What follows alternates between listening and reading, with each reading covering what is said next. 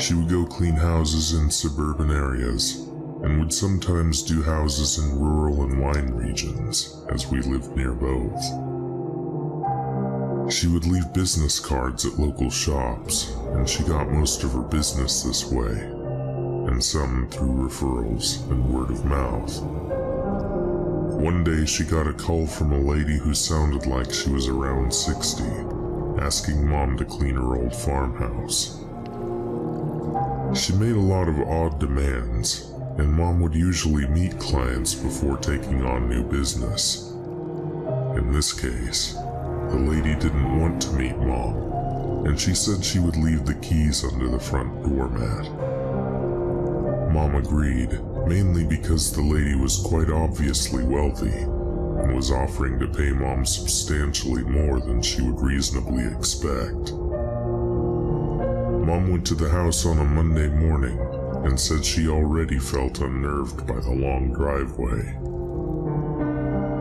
The house was essentially in the middle of a very large and very empty property.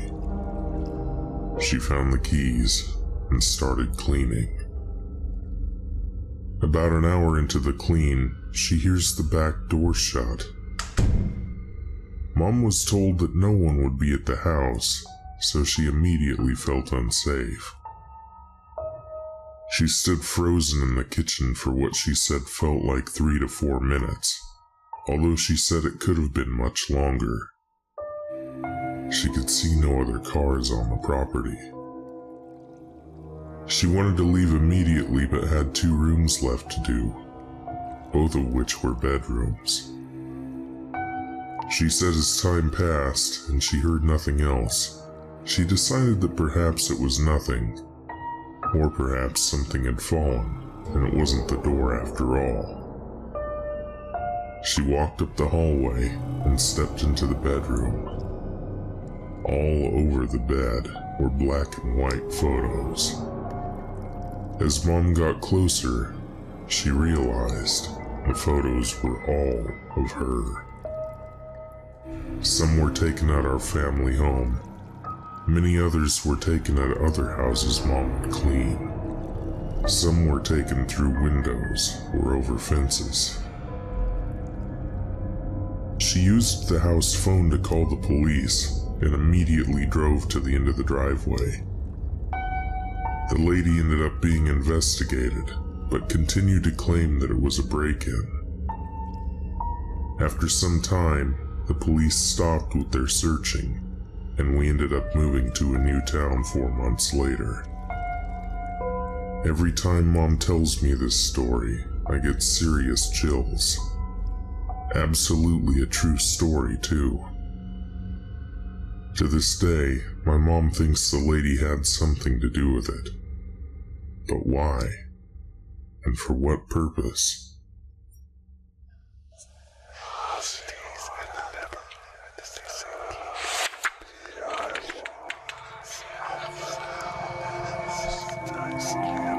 It all started when I was about 9 years old. I had a friend in primary school that lived very close to me on my street, and I would go to her house often. She had 2 older brothers.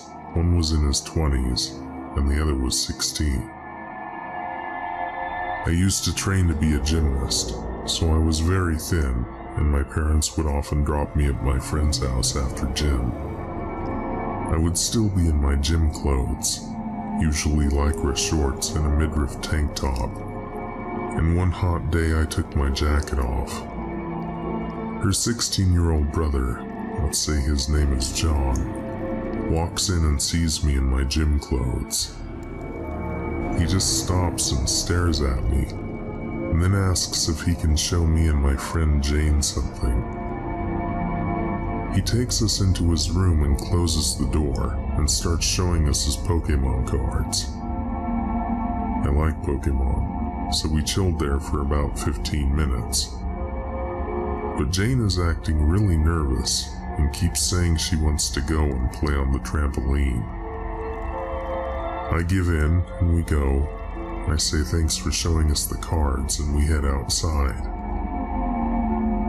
A few weeks later, he asks if we want to watch some Pokemon in his room, and we go in. This time, he locks the door. I didn't think anything of it, but Jane starts to freak out. He tells her to shut up and undress. She undresses right away, like she's done this before. I'm like, what the fuck is going on? And he tells me if I don't get my clothes off, he'll tell on me for being a slut. Now, being only 9, this somehow seemed legit to me. I thought, oh my god, my parents are gonna think I was being bad, and I'm gonna get into so much trouble. So, I undress. I try to cover myself with the sheets on his bed, but he pulls them away and tells Jane and I to stand on his bed and dance. Jane refuses, and he pulls out a length of rope with a bolt tied to the end. He swings it over his head and threatens to hit us with it and tell everyone we're skanks if we don't. She starts to cry, and we get up and dance as best we could, having no idea how to sexy dance. He sits back and watches. Doesn't do anything, just watches. After a while, a door closes somewhere in the house, and he tells us to get dressed and then tells us to get out. The next time he told us to come to his room, I said no. But I was in front of his mom, and when she asked why, I couldn't say, so I went with him. After we went in, he told us to undress and told Jane to put her clothes back on because she was fat and he liked me better. She was kinda chubby, and I was so thin people thought I was sick. He told me to dance again, and then we left. This went on until I was about 10, maybe 11. All the while I believed I was in the wrong, and if I told I would get in as much trouble as he would, or he would really hurt Jane. Then the day came where seeing me dance naked wasn't enough. He had just turned 18 and told me to sit on a chair by his bed. He got up and walked over to me with his dick out and almost picked me up. He put me on the bed and laid on top of me. I knew what was coming. I reached down the side of the bed to the metal baseball bat that I had seen there many times before, and I shoved him as best I could. He sat up and said, "I was hoping you would fight." And when he came back down, I hit him in the head with the bat. He fell back and fell off the bed and leapt up. At this point, I was seeing red and didn't care if I got in trouble, and I brought the bat down hard on the arm he was shielding himself with and heard it crack. Then I started beating the ever-living shit out of him. I told him if he ever touched me or Jane again, I would tell everyone what he did, and I left. It wasn't until after I got home and washed the blood off myself that I thought, shit, how is he going to explain being beaten to a pulp without me getting in trouble, or telling people what he did? Turns out he thought about this too, and living in a Queenslander house, which is on stilts, there was a very long metal staircase at the front of the house. He laid at the bottom when his parents got home and said the Fight Club classic, "I fell down the stairs." I found out from Jane that he had fractured his right arm, 2 ribs, and his nose was broken. They moved about 6 months later, and I've never seen him or Jane again.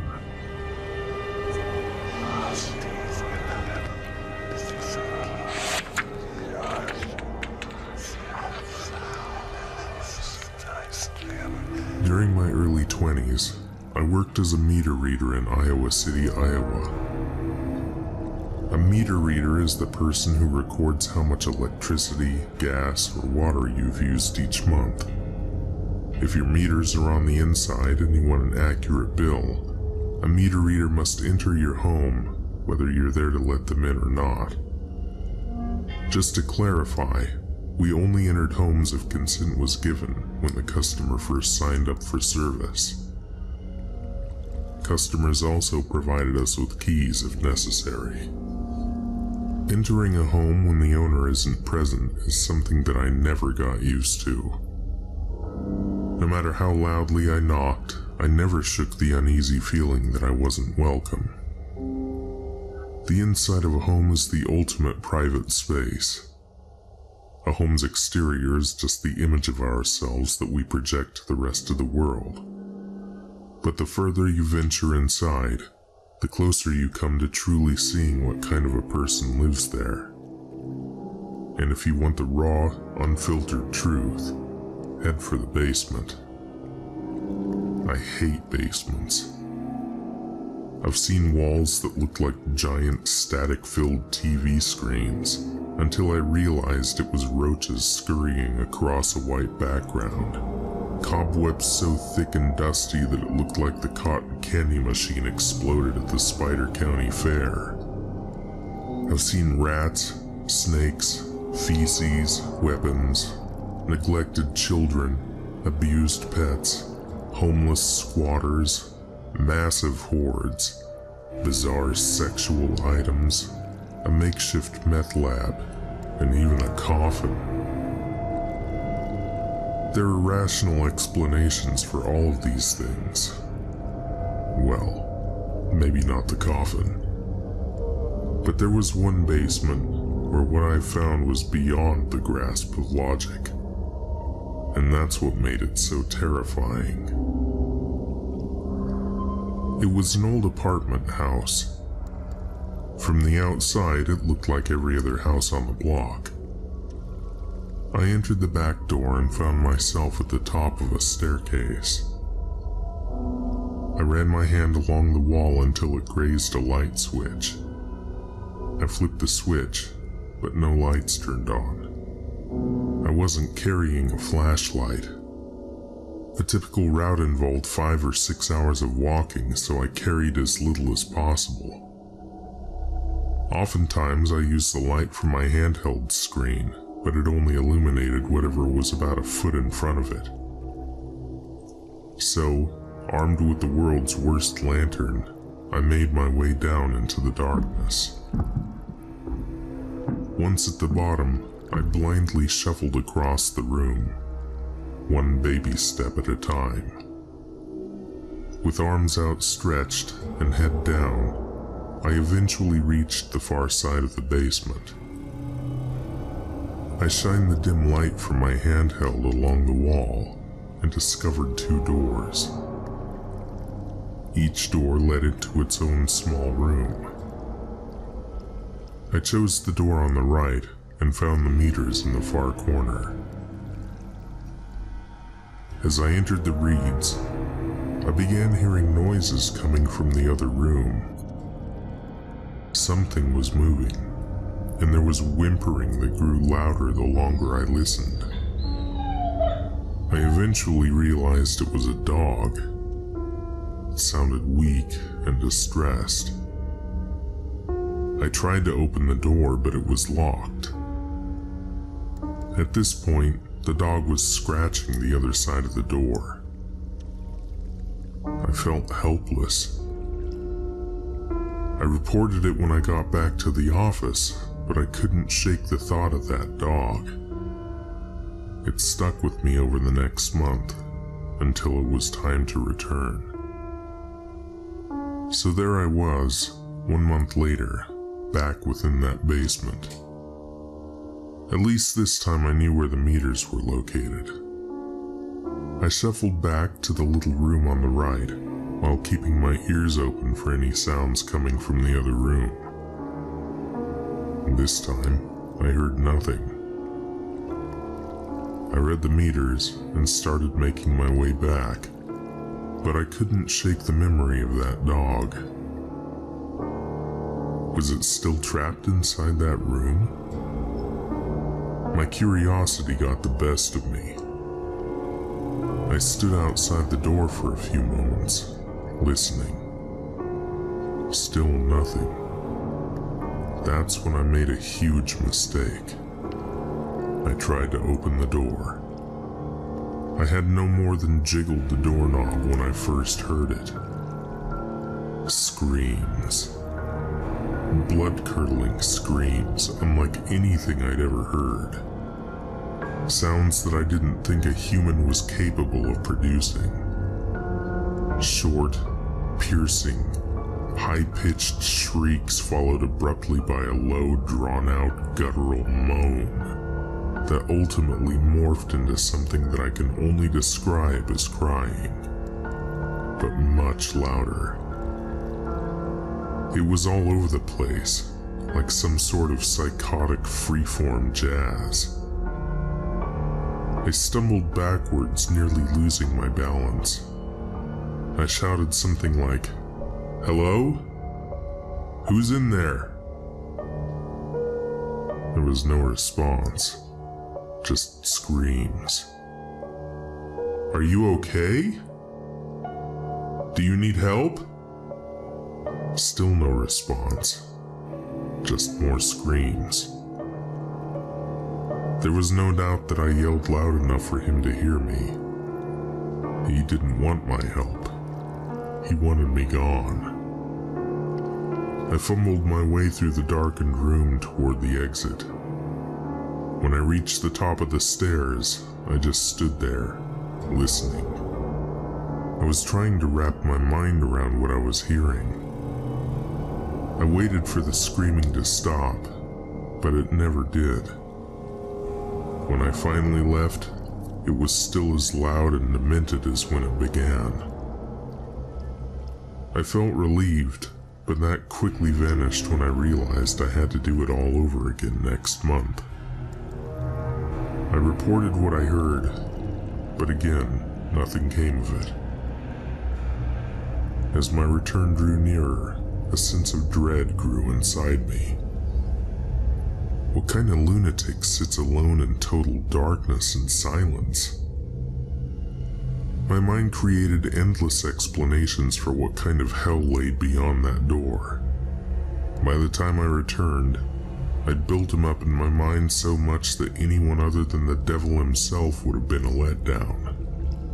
But there was no sign of him in the next month, or even the next several months. I'd nearly given up on solving the mystery when a stroke of luck pulled me back in. One night, I went to a concert with my friend Laura. After the show, I gave her a ride home. She'd moved somewhat recently, so she had to give me the directions. I didn't pay much attention to where she was leading me until she pointed to a house a ways up the street. I couldn't believe it. She had moved into the house with the mysterious room in the basement. This sounds weird, but have you noticed anything odd about the basement at this? I began to ask, but before I could finish my sentence, she blurted out, "A crazy guy lives down there." Finally, I had confirmation. She went on to tell me that even though her apartment was in the attic, she often heard him yelling late at night. But that wasn't all. She had actually met him. One day while walking to her car, she saw him standing in the lawn. He stood perfectly still, with no expression on his face. He was directly in her path, so she cautiously made her way around him. She noticed he was staring at her, so she offered a friendly "Hi" as she passed. He had no reaction, except for one unsettling exception. He stuck out his tongue, then quickly sucked it back into his mouth and resumed acting like a statue. Thoroughly creeped out, she got in her car and drove away. 2 or 3 months later, I finally met him myself. I entered the back door like I had so many months before. This time, something was different. There was a light on in the basement. I peered down the staircase. At the bottom, a ragged-looking dog was staring back at me. It was the same dog I'd heard during my first visit. Then I noticed something else.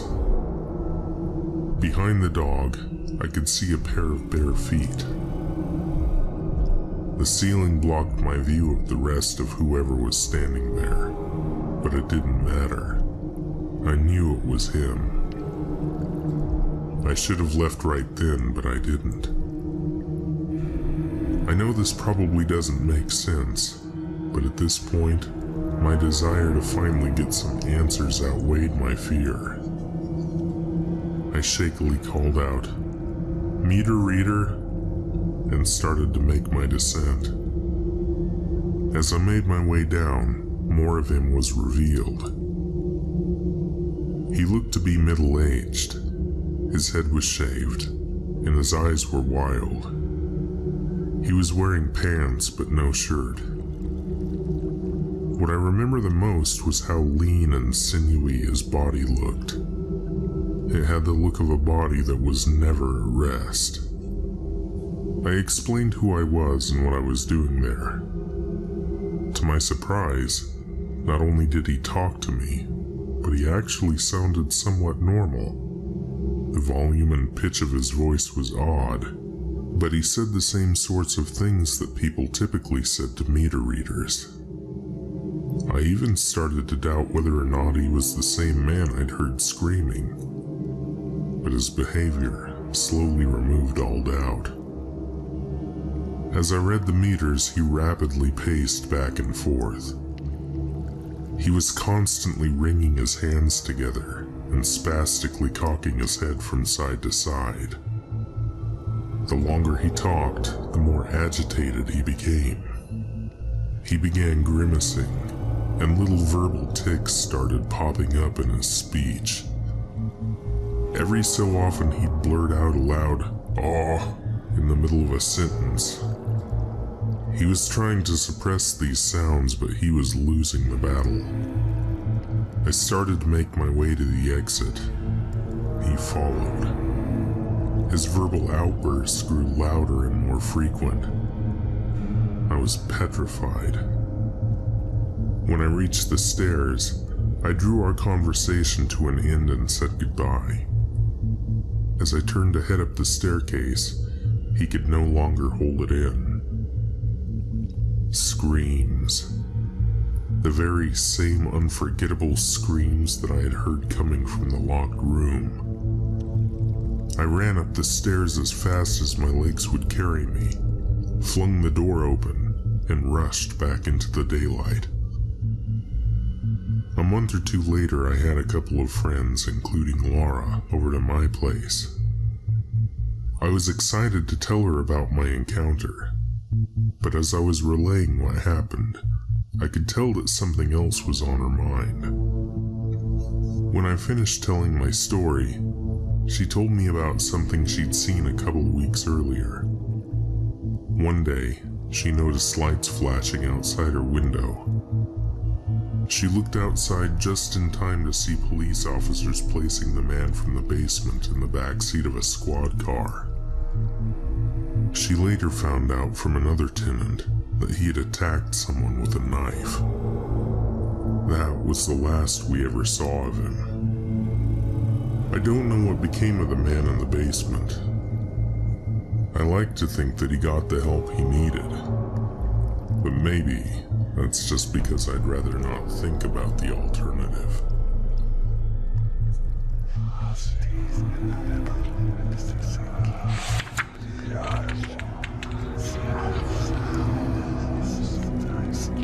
My uncle used to be a police officer, and one night while out on the beat, he received a call from an elderly couple out in the booms.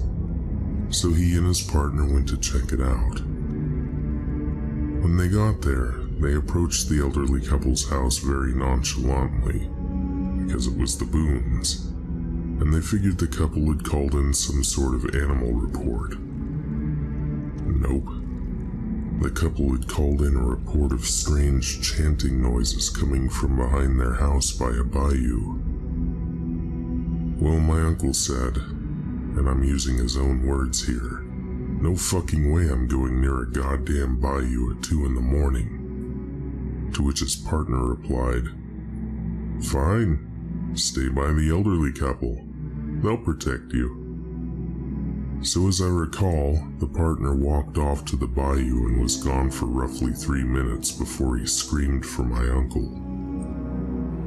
They didn't find anyone there, but they did find a small voodoo shrine with a freshly killed chicken. My uncle and his partner kicked the shrine and the chicken into the bayou and told the elderly couple that they just saw a gator in the water and that it was probably the gator using a mating call. From what my uncle told me, they booked it right the goddamn hell out of there and never went back.